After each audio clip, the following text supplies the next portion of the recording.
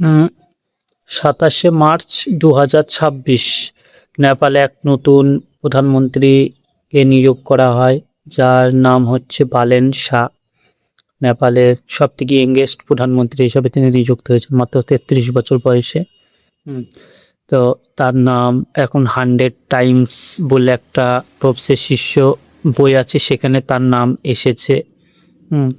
তা তিনি দেশের শিক্ষা ব্যবস্থা বা দেশের জনগণের যে লাইনে দাঁড়ানো যে পরিস্থিতি, সে পরিস্থিতি ঠিক করে তিনি জনগণের বাড়িতে গিয়ে কাজ করার প্রতিশ্রুতি দিয়েছেন।